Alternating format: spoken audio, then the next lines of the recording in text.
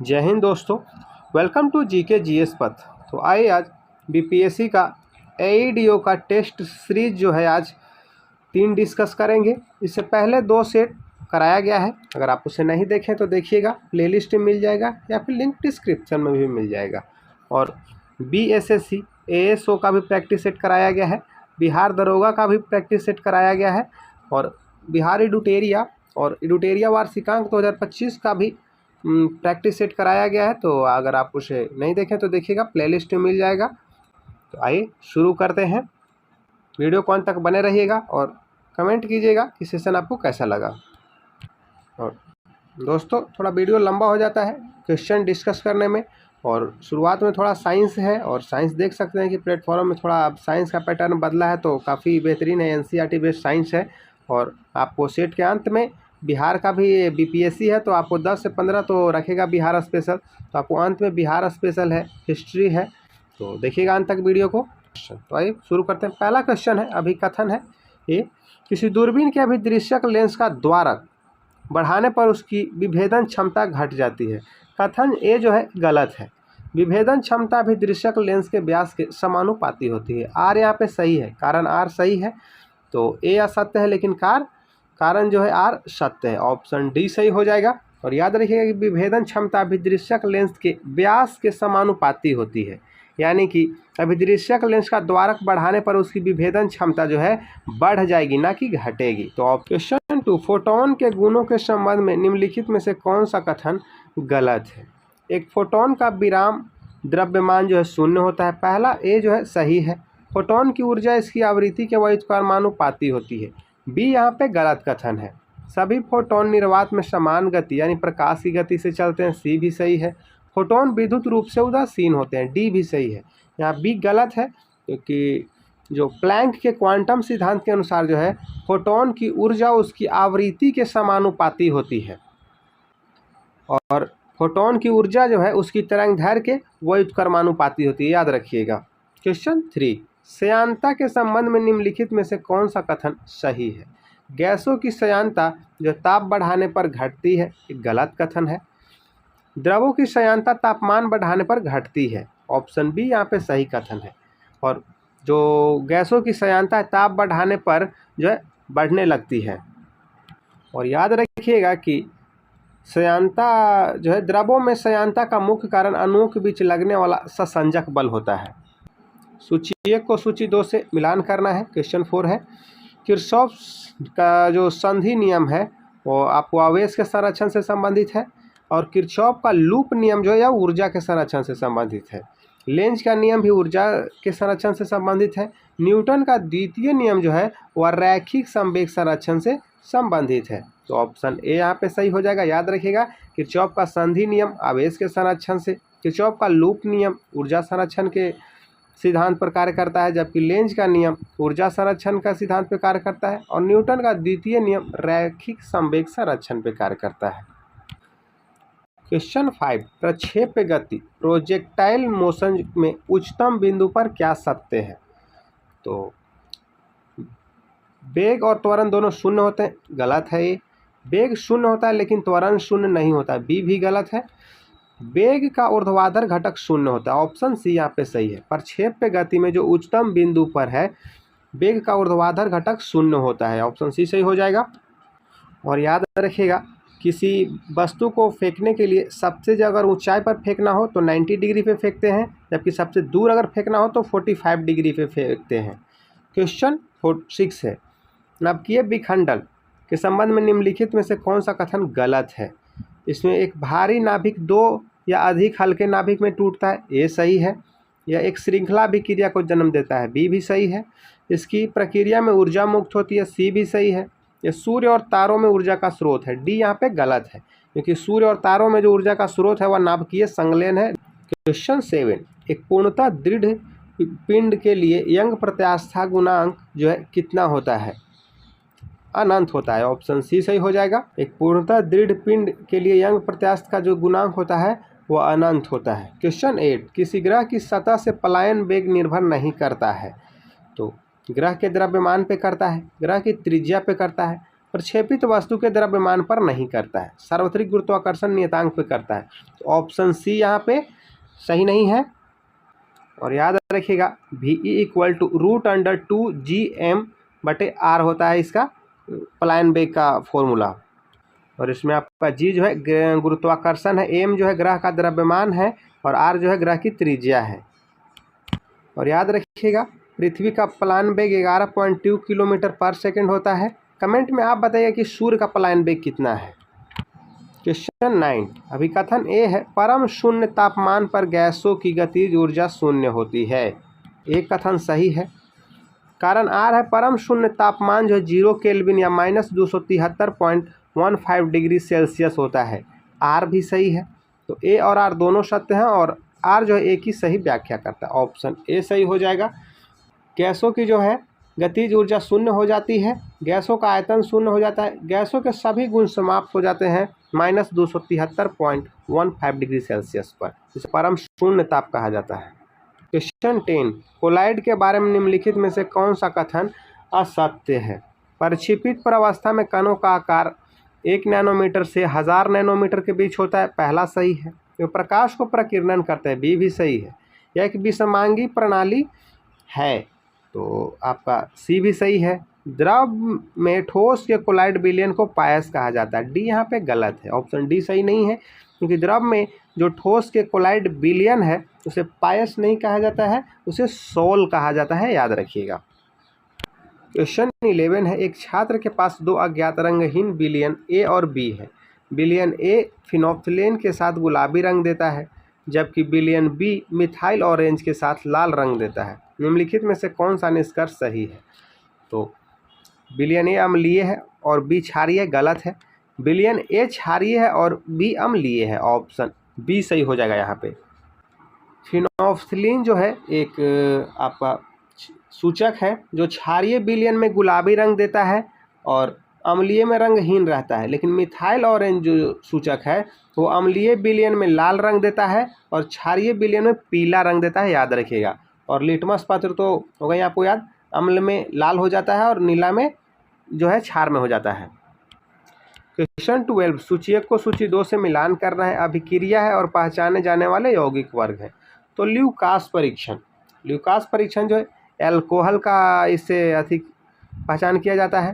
Tollens परीक्षण aldehyde के लिए किया जाता है। कार्बिल एमीन परीक्षण आपका प्राथमिक एमीन होता है, जबकि फेरिक क्लोराइड परीक्षण फिनॉल के लिए जो पहचान किया जाता है। ल्यूकास परीक्षण एल्कोहल के लिए, टोलेन परीक्षण एल्डिहाइड के लिए, कार्बिल एमीन परीक्षण जो है प्राथमिक एमीन के लिए और फेरिक क्लोराइड परीक्षण फिनॉल के लिए। ऑप्शन बी सही हो जाएगा, याद रखिएगा। क्वेश्चन 13 आवर्ती गुणों के संबंध में कौन सा कथन सार्वभौमिक रूप से सत्य है। एक आवर्त में बाएं से दाएं जाने पर परमाणु त्रिज्या बढ़ती है, पहला तो गलत है। एक वर्ग में ऊपर से नीचे जाने पर आयनन इंथैल्पी बढ़ती है, बी भी यहाँ पे गलत है। एक आवर्त में बाएं से दाएं जाने पर विद्युत ऋणात्मकता बढ़ती है, ऑप्शन सी यहाँ पे सही कथन है। और उत्कृष्ट गैसों की इलेक्ट्रॉन जो है एंथैल्पी अत्यधिक ऋणात्मक होती है, डी भी यहाँ गलत है। और आपको याद ही होगा कि आवर्त जो सारणी दिया गया है मेंडलीव के द्वारा दिया गया था, और एक आवर्त में बाएं से दाएं जाने पर परमाणु त्रिज्या घटती है, याद रखिएगा। और वर्ग में ऊपर से नीचे आने पर आयनन इंथैल्पी जो है घटती है, और उत्कृष्ट गैसों की इलेक्ट्रॉन जो इंथैल्पी है वो धनात्मक होती है। क्वेश्चन 14 निम्नलिखित में से कौन सा विटामिन वसा में विलय है। तो वसा में विलय विटामिन है के, ऑप्शन सी सही हो जाएगा। ए, डी, के और ई जो है वह वसा में विलय है, जबकि बी और सी जल में विलय है। क्वेश्चन 15 निम्नलिखित में से कौन सी धातु थर्मिट प्रक्रिया में अपचायक के रूप में उपयोग की जाती है। एल्यूमिनियम, ऑप्शन सी सही हो जाएगा। एल्यूमिनियम को जो है थर्मिट प्रक्रिया में अपचायक के रूप में उपयोग किया जाता है। क्वेश्चन 16 है वायुमंडल में खुले घनत्व पीएस, इसको रो बोलते हैं, कि किसी द्रव की सतह से नीचे गहराई एच पर दाब क्या होगा। PGH यानी द्वारा वायुमंडलीय दाब से अधिक है, ऑप्शन ए सही हो जाएगा। और वायुमंडलीय दाब को मापने के लिए बैरोमीटर का प्रयोग करते हैं, याद रखिएगा। क्वेश्चन 17 एक बफर विलयन का मुख्य गुण क्या है। इसका pH मान जो है 7 होता है, ऑप्शन ए गलत है। यह एक अल्प मात्रा में अम्ल या क्षार मिलाने पर पीएच में परिवर्तन का प्रतिरोध करता है। ऑप्शन बी सही हो जाएगा। बफर विलयन का जो मुख्य गुण है, यह एक अल्प मात्रा में अम्ल या क्षार मिलाने पर पीएच में परिवर्तन का प्रतिरोध करता है। और बफर विलयन का पीएच मान जो है 7 होना आवश्यक नहीं है, या अम्लीय, क्षारीय या उदासीन हो सकता है। क्वेश्चन 18, अभिकथन ए है, क्रेब्स चक्र को एक उभयधर्मी पथ माना जाता है। तो ऑप्शन ए यहाँ पे सही कथन है। कारण आर है, इसमें अपचयन एसिटाइल जो है कैटाबोलिज्म है सी, और एनाबोलिज्म ए है का ऑक्सीकरण और उपचयन एमिनो एसिड के लिए पुरोगामी का संश्लेषण दोनों शामिल है। तो कथन ए और कारण आर ये सही है और व्याख्या भी करता है। ऑप्शन ए सही हो जाएगा। और याद रखिएगा, एक उभयधर्मी पथ वह होता है जो अपचय और उपचय दोनों प्रक्रिया में शामिल होता है। और क्रेब्स चक्र जो है मुख्य रूप से एक अपचयी प्रक्रिया है, क्योंकि यह एक एसिटाइल जो है कैटाबोलिज्म और एनाबोलिज्म का ऑक्सीकरण करके ऊर्जा उत्पन्न करता है। क्वेश्चन 19, मानव हृदय के बारे में निम्नलिखित में से कौन सा कथन सही है? बायां नीला शरीर के विभिन्न भागों में ऑक्सीजन युक्त रक्त पंप करता है। ऑप्शन बी सही हो जाएगा। याद रखिएगा, जो शरीर के विभिन्न भागों में ऑक्सीजन युक्त रक्त पंप करता है वह बायां नीलय के द्वारा किया जाता है। बायां नीलय हृदय का सबसे मजबूत कक्ष है, जो फेफड़ों से आए ऑक्सीजन युक्त रक्त को महाधमनी के माध्यम से पूरे शरीर में जो है पंप करता है। और दायां आलिंद शरीर में ऑक्सीजन रहित रक्त पर प्राप्त करता है। याद रखिएगा, त्रिलवनी कपाट जो है दायां आलिंद और बाएं नीलय के बीच होता है। याद रखिएगा, त्रिलवनी कपाट काफ़ी एग्जाम में पूछता है। क्वेश्चन 20 है, हार्मोन के संबंध में निम्नलिखित में से कौन सा कथन गलत है? तो वे गैर पोषक रसायन हैं जो अंतरकोशिकीय संदेशवाहक के रूप में कार्य करते हैं। ए सही है। वे अंतःस्रावी ग्रंथियों द्वारा बहुत कम मात्रा में उत्पन्न होते हैं।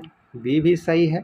इंसुलिन एक स्टेरॉयड हार्मोन है। ऑप्शन सी यहाँ पे सही नहीं है, क्योंकि इंसुलिन एक पेप्टाइड हार्मोन है जो एमिनो एसिड की श्रृंखलाओं से बना होता है। याद रखिएगा, स्टेरॉयड हार्मोन वे होते हैं जो कोलेस्ट्रॉल से वे उत्पन्न होते हैं, जैसे कि कॉर्टिसोल है, टेस्टोस्टेरोन है और एस्ट्रोजन है। हार्मोन लक्ष्य अंगों पर स्थित विशिष्ट प्रोटीन से जुड़े होते हैं जिन्हें हार्मोन ग्राही कहा जाता है। यह भी सही है। क्वेश्चन 21, सूची 1 को सूची 2 से मिलान करना है। रोग है और उसका कारक जीव है। तो मलेरिया प्लाज्मोडियम के द्वारा होता है। फाइलेरिया बुचेरिया से होता है। टाइफाइड साल्मोनेला टाइफी के द्वारा होता है, जबकि न्यूमोनिया स्ट्रेप्टोकोकस न्यूमोनी के द्वारा होता है। ऑप्शन यहाँ पे सी सही हो जाएगा। याद रखिएगा, मलेरिया का जो वाहक ऐसे मादा एनोफिलीज मच्छर है, लेकिन वो प्लाज्मोडियम हो जाएगा। फाइलेरिया बुचेरिया के कारण होता है। टाइफाइड जो है साल्मोनेला टाइफी के कारण, जबकि निमोनिया स्ट्रेप्टोकोकस न्यूमोनी जीवाणु के द्वारा होता है। क्वेश्चन 22, जीन विनिमय की प्रक्रिया की सही वर्णन कौन सा कथन करता है? तो यह समसूत्री विभाजन की पूर्वावस्था में होता है। ऑप्शन ए गलत है। यह समजात गुणसूत्रों के बीच गैर संतति अर्धसूत्रों के बीच खंडों का आदान प्रदान करता है। ऑप्शन बी यहाँ पे सही हो जाएगा। जीन विनिमय प्रक्रिया का सही है कि यह समजात गुणसूत्रों के बीच गैर संतति अर्धसूत्रों के बीच खंडों का आदान प्रदान करता है। क्वेश्चन 23 है, डार्विन के प्राकृतिक चयन के सिद्धांत के बारे में गलत कथन को पहचानिए। तो यह एक समष्टि के भीतर विभिन्नताएं होती है। सही कथन है। सभी प्रजाति या प्रजनन की अपार क्षमता रखती हैं। बी भी सही है। जो व्यक्ति सबसे योग्य होते हैं वे जीवित रहते हैं और प्रजनन करते हैं। सी भी सही है। तो अर्जित लक्षण अगला पीढ़ी को विरासत में मिलता है। डी यहाँ पे सही नहीं है, क्योंकि जो डी है अर्जित लक्षण अगली पीढ़ी को विरासत में मिलता है, यह नियम जो है लैमार्क के द्वारा दिया गया है यह विचार। तो डार्विन से काफ़ी क्वेश्चन पूछता है। सबसे ज़्यादा नेचुरल सिलेक्शन प्राकृतिक चयन के सिद्धांत के विषय में पूछता है। और याद रखिएगा, ओरिजिन ऑफ स्पीसीज जो है डार्विन के द्वारा ही लिखा गया है। क्वेश्चन 24, निम्नलिखित में से कौन सा अंग लसिकानु के परिपक्वन और विभेदन के लिए सूक्ष्म वातावरण प्रदान करता है? तो थाइमस और अस्थिमज्जा। ऑप्शन ए सही हो जाएगा। मानव में 2 प्राथमिक लसिकाभ अंग अस्थिमज्जा और थाइमस हैं। लसिकानु जो है अस्थिमज्जा में उत्पन्न होता है, बीटा लसिकानु जो अस्थिमज्जा में ही परिपक्व होता है, और टी लसिकानु जो है अस्थिमज्जा से थाइमस ग्रंथि में चले जाते हैं। याद रखिएगा। क्वेश्चन 25, पेशी संकुचन के स्लाइडिंग फिलामेंट सिद्धांत के अनुसार जो है एक्टिन फिलामेंट्स मायोसिन फिलामेंट्स पर फिसलते हैं। ऑप्शन ए सही हो जाएगा। काफ़ी यहाँ कन्फ्यूजन हुआ कि फिलामेंट तो हम लोग फिजिक्स में पढ़े हैं, बायोलॉजी में कहाँ से आ गया। पेशी संकुचन के स्लाइडिंग जो फिलामेंट का सिद्धांत है उसके अनुसार एक्टिन फिलामेंट मायोसिन फिलामेंट पर फिसलते हैं, याद रखिएगा। क्वेश्चन 26, ग्रीन हाउस गैस के बारे में कौन सा कथन असत्य है? वे पृथ्वी से उत्सर्जित और रक्त विकिरण को अवशोषित करती है, पहला सही है। कार्बन डाइऑक्साइड और मीथेन यहाँ पे है प्रमुख ग्रीन हाउस गैसें हैं, सही है। ग्रीन हाउस प्रभाव के बिना पृथ्वी का औसत तापमान बहुत कम होगा, सी भी सही है। ऑक्सीजन एक शक्तिशाली ग्रीन हाउस गैस है, ऑप्शन डी यहाँ पे सही नहीं है क्योंकि ऑक्सीजन एक ग्रीन हाउस गैस नहीं है। क्वेश्चन 27 है, निम्नलिखित में से कौन सा कथन बाह्य स्थानीय संरक्षण यानी एक्स सीटू कंजर्वेशन विधि की पहचान करता है? तो एक वनस्पति उद्यान में दुर्लभ पौधों की प्रजातियों का संरक्षण करना, ऑप्शन सी सही हो जाएगा। एक्स-सी2 कंजर्वेशन जो होता है का अर्थ है कि प्रजातियों को उनके प्राकृतिक आवास के बाहर संरक्षित किया जाता है, जबकि इन सीटू कंजर्वेशन का है कहते हैं कि जिसमें प्रजातियों को उनके प्राकृतिक आवास में ही उनका संरक्षित किया जाता है, याद रखिएगा। क्वेश्चन 28, सूची 1 को सूची 2 से मिलान करना है। उत्पादक यहाँ पे घास हो जाएगा। प्राथमिक उपभोक्ता घास को कौन खाएगा? टीडा खाएगा। द्वितीय उपभोक्ता टीडा को मेढक खाएगा और अपघटक है यानी कि मेढक को जीवाणु ये सब खाएगा। तो ऑप्शन 28 का सी हो जाएगा, याद रखिएगा। उत्पादक जो है यहाँ घास है जो स्वपोषी होते हैं। प्राथमिक उपभोक्ता टीडा है, द्वितीय उपभोक्ता मेढक है और अपघटक के श्रेणी में जीवाणु और कवक आते हैं। कमेंट में आप बताइएगा कि मनुष्य किस श्रेणी में आता है। क्वेश्चन 29, अमाशय का पीएच सामान्यतः बहुत अधिक अम्लीय होता है यानी 1.5 से 3.5 होता है। यह अम्लीयता किसके लिए महत्वपूर्ण है? तो पेप्सिन एंजाइम की सक्रियता और प्रोटीन पाचन के लिए, ऑप्शन बी सही हो जाएगा। अमाशय से ही HCl का स्राव होता है। क्वेश्चन 30, फिशिंग किस प्रकार का साइबर हमला है?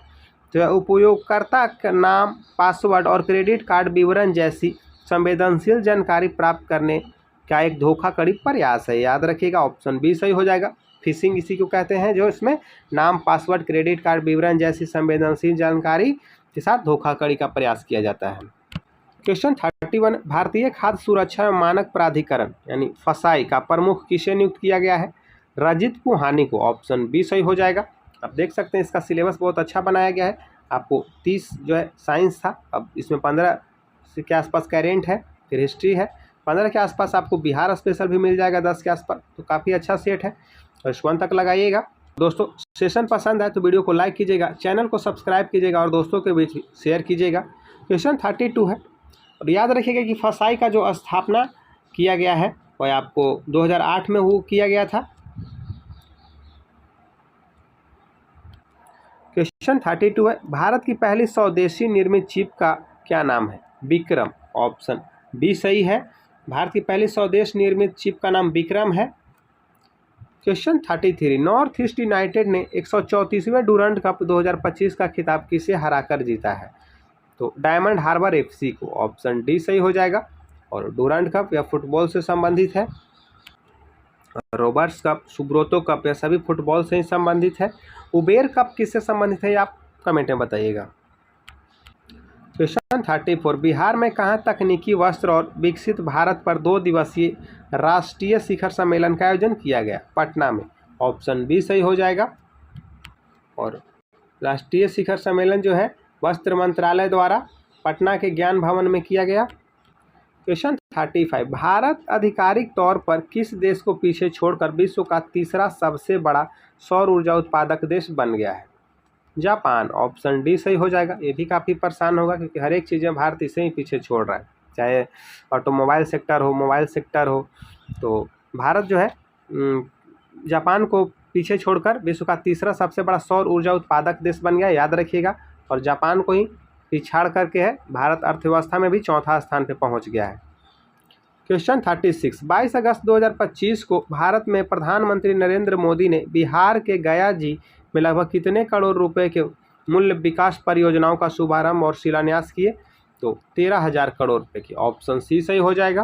क्वेश्चन 37, राष्ट्रीय अंतरिक्ष दिवस कब मनाया जाता है?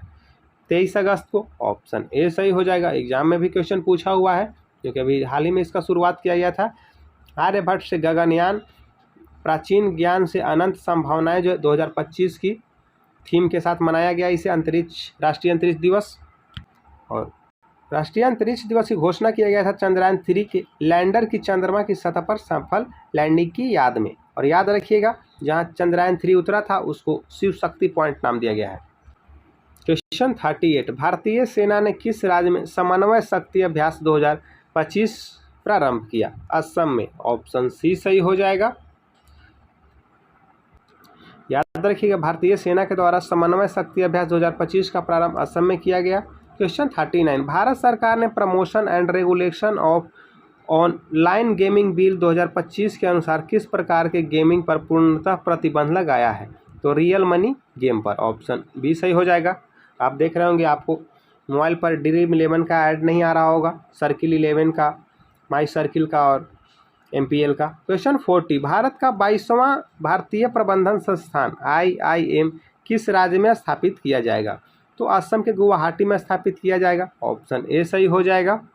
और याद रखिएगा कि भारत का पहला भारतीय प्रबंधन संस्थान कलकत्ता था, जिसकी स्थापना 1961 में किया गया था।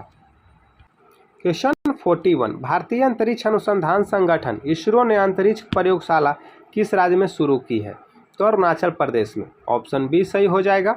और इसका नाम जो है पासंग वांगचुक सोना इसरो अंतरिक्ष प्रयोगशाला रखा गया है। इसरो की स्थापना हुआ था 1969 में, 15 अगस्त 1969 को। याद रखिएगा, का मुख्यालय जो है बेंगलुरु में है। क्वेश्चन 42 है, 14 से 18 अगस्त 2025 तक भारत और किस देश के बीच जो अभ्यास स्लाइनेक्स 2025 का आयोजन किया गया? तो इसका तो नाम में ही आंसर है स्लाइनेक्स, यानी श्रीलंका इंडिया नेवल एक्सरसाइज हो जाएगा। तो ऑप्शन बी सही हो जाएगा। और 2025 में जो है इसका अभ्यास कोलंबो में किया गया। याद रखिएगा, इसका शुरुआत जो स्लाइनेक्स की स्थापना किया था 2005 में। क्वेश्चन 43, मणिपुर के वर्तमान राज्यपाल अजय कुमार भल्ला को किस राज्य का अतिरिक्त प्रभार सौंपा गया है? नागालैंड के। ऑप्शन ए सही हो जाएगा। मणिपुर और नागालैंड के जो है दोनों के राज्यपाल अजय कुमार भल्ला ही हैं, क्योंकि नागालैंड के जो थे ला गणेशन राज्यपाल, उनका निधन हो गया है। और याद रखिएगा कि भारत के संविधान के अनुच्छेद 153 के अनुसार जो है एक व्यक्ति एक से अधिक राज्यों का राज्यपाल हो सकता है।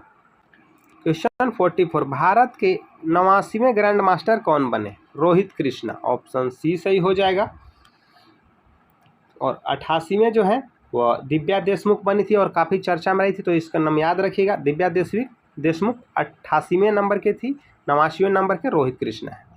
क्वेश्चन 45, 15 अगस्त 2025 को 79वां जो है स्वतंत्रता दिवस किस थीम के साथ मनाई गई?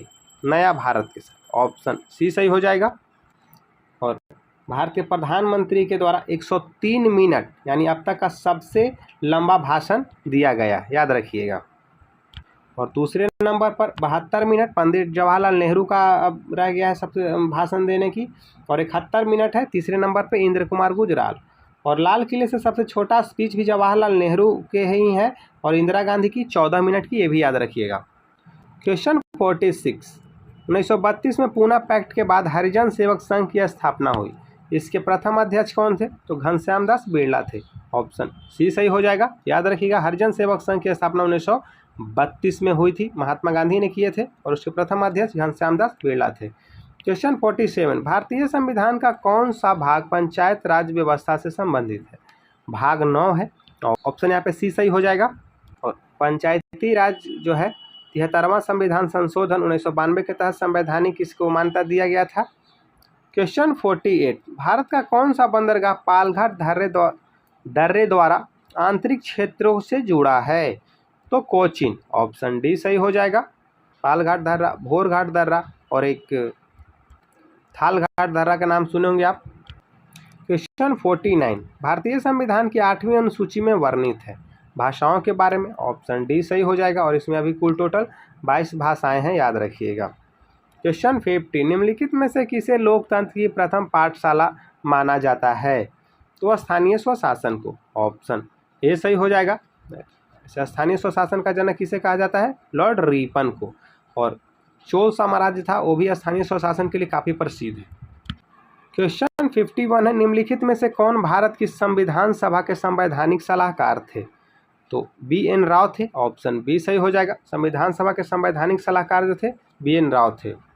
और याद रखिए क्वेश्चन पूछा हुआ है कि भारत के पहले जो है स्वतंत्र भारत के पहले विधि आयोग के अध्यक्ष कौन थे? तो MC सीतलवाड़ थे। क्वेश्चन 52, वर्धा में सत्याग्रह आश्रम को किसने स्थापित किया था? महात्मा गांधी के द्वारा स्थापित किया गया था, ऑप्शन डी सही हो जाएगा। क्वेश्चन 53, शिक्षा का अधिकार अधिनियम 2009 अस्तित्व में आया 1 अप्रैल 2010 से, ऑप्शन डी सही हो जाएगा। 86वें संविधान संशोधन अधिनियम 2002 के परिणाम स्वरूप संविधान के भाग 3 के अनुच्छेद 21 के क में शिक्षा के अधिकार को समाविष्ट किया गया है, याद रखिएगा। क्वेश्चन 54, निम्नलिखित में से कौन सा एक सही सुमेलित नहीं है? Abul Kalam Azad, the guilty man of India's partition, option A यहाँ पे गलत है। BR अम्बेडकर, मूक नायक सही है। लाला लाजपत राय के द्वारा हैप्पी इंडिया, यह भी सही है। वैलेंटाइन सी रोल के द्वारा इंडियन अनरेस्ट, डी भी सही। ऑप्शन ए यहाँ पे सही नहीं है क्योंकि the guilty man of India's partition लिखा गया है राम मनोहर लोहिया के द्वारा, जबकि अबुल कलाम आज़ाद के द्वारा लिखा गया था इंडिया विंस फ्रीडम। बंदी जीवन सचिंदर नाथ सन्याल के द्वारा लिखा गया, काफ़ी पूछता है क्वेश्चन। क्वेश्चन 55, निम्नलिखित में से कौन सा शब्द संविधान की प्रस्तावना में नहीं है? बंधुत्व है, व्यक्ति की गरिमा है, न्याय है, संघीय नहीं है, ऑप्शन सी सही हो जाएगा। और याद रखिएगा भारत के संविधान में संघीय शासन का प्रयोग कहीं भी नहीं किया गया है। अनुच्छेद 1 में राज्यों का संघ घोषित किया गया है, यूनियन ऑफ स्टेट। क्वेश्चन 56, निम्नलिखित को सुमेलित करना है।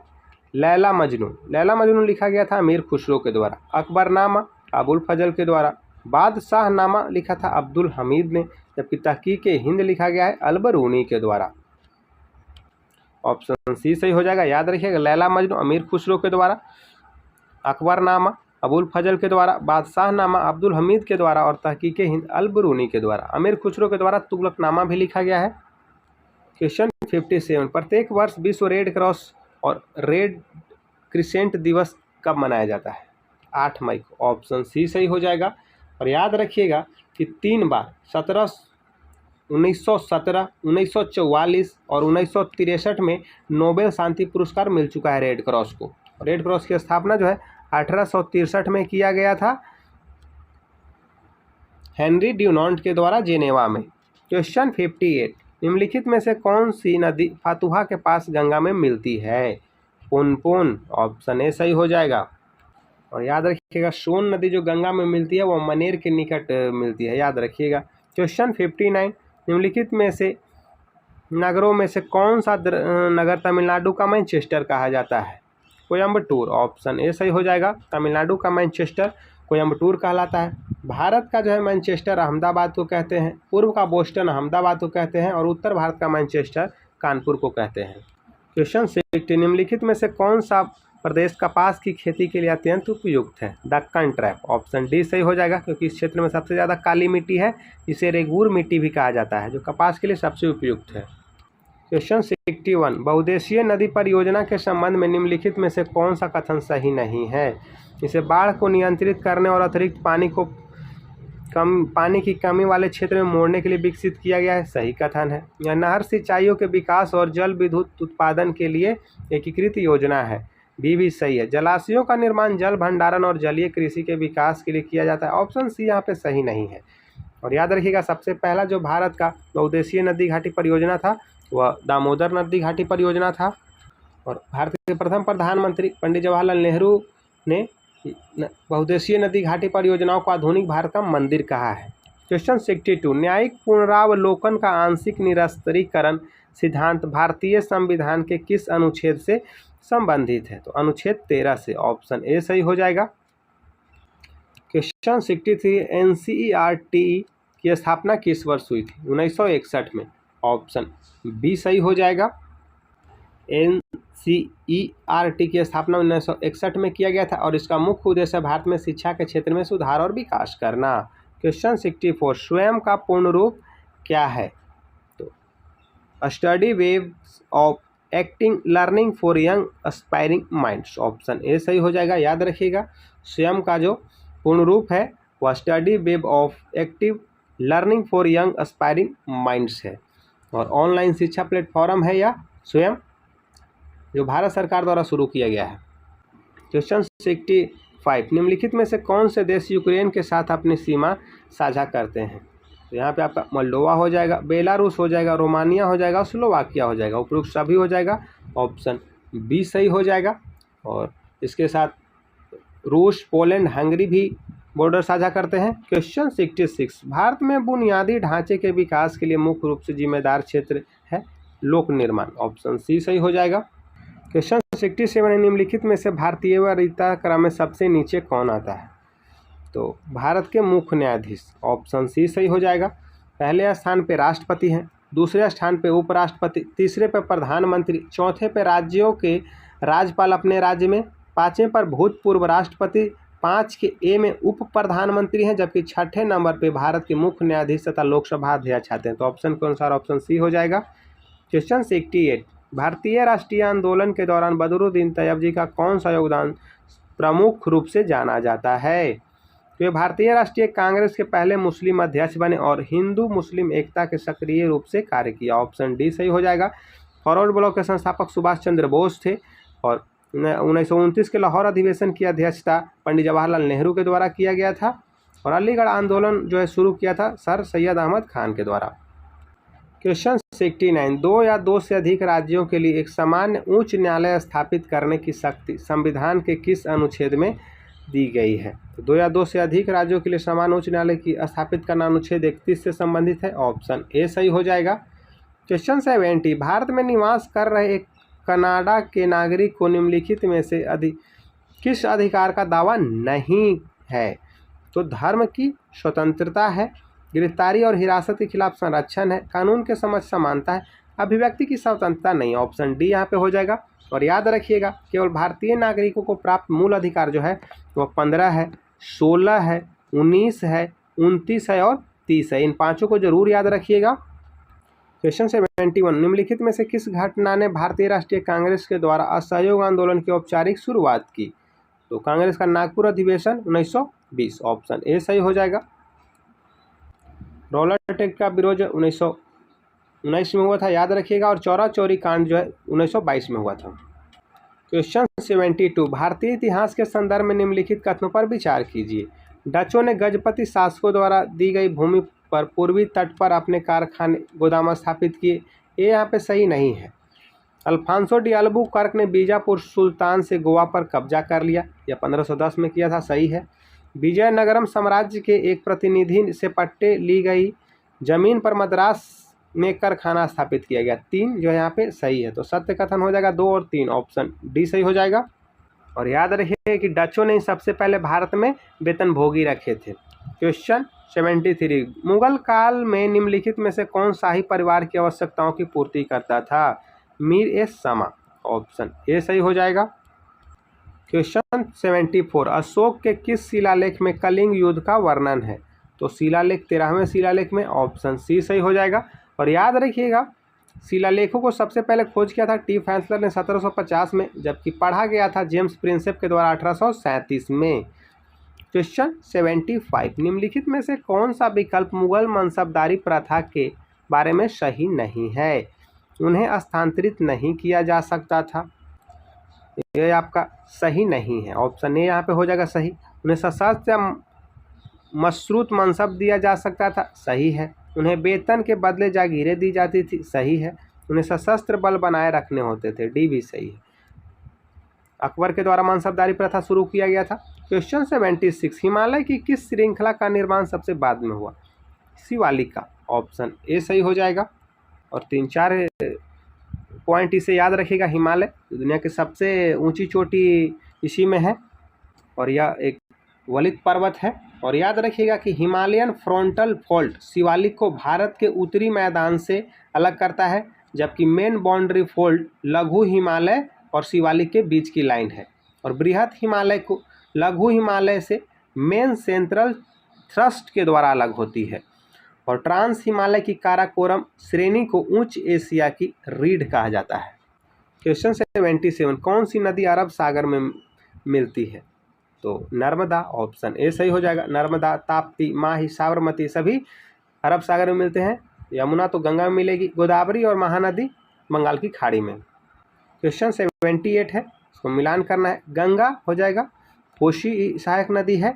यमुना की सहायक नदी चंबल है। कृष्णा की सहायक नदी भीमा है और महानदी की सहायक जो है शिवनाथ है। तो ऑप्शन सी सही हो जाएगा यहाँ पे। क्वेश्चन 79, निम्नलिखित में से किस अभिलेख में समुद्रगुप्त को परम भागवत कहा गया है? नालंदा ताम्रपत्र में, ऑप्शन सी सही हो जाएगा। और विसेंट ऑर्थर ने अर्ली हिस्ट्री ऑफ इंडिया में समुद्रगुप्त को भारत का नेपोलियन कहा है। एरन स्तंभलेख है या भानुगुप्त से संबंधित है, जबकि भीतरी स्तंभलेख स्कंदगुप्त से संबंधित है। और समुद्रगुप्त से प्रयाग प्रशस्ति संबंधित है, जिसे हरिसेन ने लिखा है। क्वेश्चन 80 सुमेलित करना है। ब्रह्मचर्य की जो उम्र थी वह जन्म से 25 वर्ष, गृहस्थ 25 से 50 वर्ष, वानप्रस्थ 50 से 75 वर्ष और संन्यास 75 से 100 वर्ष। ऑप्शन डी सही हो जाएगा। 2, 3, 4। क्वेश्चन 81 लोथल किस नदी के निकट स्थित है? तो लोथल जो भोगवा के तट नदी के तट पर है, ऑप्शन डी सही हो जाएगा। और सतलज नदी के तट पे रोपड़ है और यह एक बंदरगाह था, याद रखिएगा। क्वेश्चन 82 जातक पवित्र ग्रंथ है। जातक जो बौद्धों का है, ऑप्शन सी सही हो जाएगा। और जैन साहित्य पुस्तकों को आगम कहा जाता है। क्वेश्चन 83 भारत का राष्ट्रीय जलीय जीव कौन है? तो गंगा का डॉल्फिन, ऑप्शन सी सही हो जाएगा। तो इसका वैज्ञानिक नाम याद रखिएगा, प्लांटिनिस्टा गैंगेटिक। डॉल्फिन को राष्ट्रीय जलीय जीव जो है 5 अक्टूबर 2009 को घोषित किया गया था। क्वेश्चन 84 कर्क रेखा निम्न में से किस राज्य से होकर गुजरती है? तो झारखंड, मध्य प्रदेश, त्रिपुरा और मिजोरम हो जाएगा। ऑप्शन ए सही हो जाएगा। 8 राज्यों से, भारतीय राज्यों से कर्क रेखा होकर गुजरती है और यह कुल 17 देशों से होकर के गुजरती है। 23.5 डिग्री उत्तरी अक्षांश को कर्क रेखा, जबकि 23.5 डिग्री दक्षिणी अक्षांश को मकर रेखा कहते हैं। क्वेश्चन 85 मंत्रिपरिषद के संबंध में कौन सा कथन सही है? मंत्रिपरिषद का प्रधान प्रधानमंत्री होता है, सही है। मंत्रिपरिषद के सदस्य संसद का सदस्य होना आवश्यक है, 2 भी सही है कथन। राष्ट्रपति द्वारा प्रधानमंत्री के परामर्श पर मंत्रियों की नियुक्ति होता है, 3 भी कथन सही है। यदि कोई व्यक्ति संसद का सदस्य नहीं होने पर मंत्री के रूप में नियुक्त किया जाता है तो उन्हें 6 माह के अंदर संसद सदस्यता प्राप्त करना आवश्यक है। तो 1, 2, 3, 4 ऑप्शन सी सही हो जाएगा। और याद रखिएगा मंत्रिपरिषद संविधान के अनुच्छेद जो है 74 में प्रावधान है। 86 लोकसभा में विपक्ष का नेता बनने के लिए कम से कम सदन की कुल सीटों को कितना सीटें हासिल होना चाहिए? 1/10 यानी 10%। ऑप्शन डी सही हो जाएगा। क्वेश्चन 87 राज्यसभा धन विधेयक को कितने दिनों के लिए रोक सकता है? 14 दिनों के लिए। ऑप्शन डी सही हो जाएगा। और धन विधेयक जो का प्रावधान अनुच्छेद 110 में है। क्वेश्चन 88 सुब्रतो कप निम्नलिखित में से किस खेल से संबंधित है? फुटबॉल से, ऑप्शन ए सही हो जाएगा। और एशेज क्रिकेट में खेला जाता है। बैडमिंटन में उबेर और थॉमस कप खेला जाता है। क्वेश्चन 89 मुद्रा का प्राथमिक कार्य क्या है?